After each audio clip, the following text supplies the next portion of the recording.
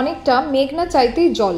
বৃষ্টি হয়নি প্রায় মাসাধিক কাল হলো, অথচ বেশ কয়েকদিন ধরেই দেখা যাচ্ছে গোলাপবাগ মোড়ে জিটি রোডের এক পাশ দিয়ে ক্রমাগত নোংরা জল প্রবাহিত হচ্ছে। আর সেই জলের ওপর দিয়েই একদিকে যেমন হাঁটতে হচ্ছে পথ চলতি মানুষদের, তেমনি প্রতিদিন বাস, লরি, টোটো, গাড়ি সহ নানান যানবাহন চলাচল করছে। জানা গেছে স্থানীয় একটি বাণিজ্যিক কেন্দ্র থেকে ক্রমাগত জল বেরোনোর ফলেই এই সমস্যা দেখা দিচ্ছে। স্থানীয় মানুষের পক্ষ থেকে এ ব্যাপারে প্রথমে উন্মেষ প্রকাশ করা হলেও কেউ এই বিষয়ে কর্ণপাত করেননি, ফলে সমস্যা যা থাকার তা থেকে গেছে।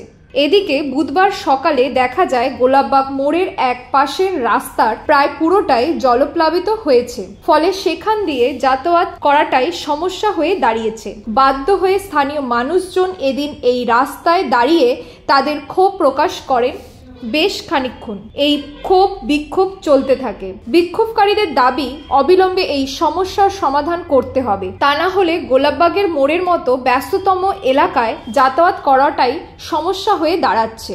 এখানে একদিকে যেমন রয়েছে বিশ্ববিদ্যালয়, তেমনই রয়েছে তারামণ্ডল বিজ্ঞান কেন্দ্র, রমনা বাগান অভয়ারণ্য, যেখানে প্রতিদিন বিশেষ করে এই শীতের মরশুমে বহু মানুষ আসা যাওয়া করছেন। পার্শ্ববর্তী বর্ধমান বিশ্ববিদ্যালয়ের দূরশিক্ষা কেন্দ্র এবং ইউআইটিতে যাতায়াত করাটাও ছাত্রছাত্রীদের পক্ষে সমস্যা হয়ে দাঁড়াচ্ছে। স্থানীয় বাস স্টপেজে ওঠানামা করাটাও কঠিন হয়ে পড়েছে যাত্রীদের কাছে। এছাড়া এই রাস্তা দিয়ে প্রতিদিন বর্ধমান মেডিকেল কলেজ হাসপাতালের মতো গুরুত্বপূর্ণ স্বাস্থ্য পরিষেবা কেন্দ্রে অ্যাম্বুলেন্স সহ বিভিন্ন যানবাহন রোগীদের নিয়ে আসার হয়, ফলে সকলের পক্ষেই সমস্যা হয়ে দাঁড়াচ্ছে এই অবাঞ্ছিত জলপ্রবাহ। তাই এলাকাবাসীর দাবি অবিলম্বে এই সমস্যার সমাধান করতে হবে।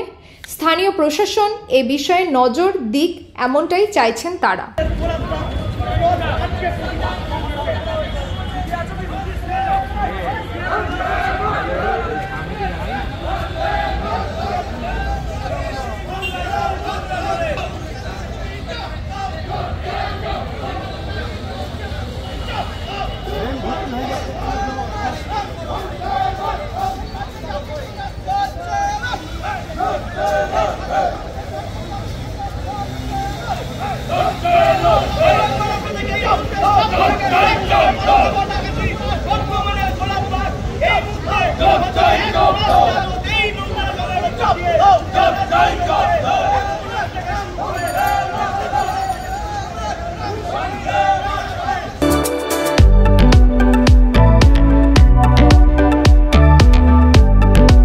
আজকের সংবাদ এই পর্যন্ত। নমস্কার।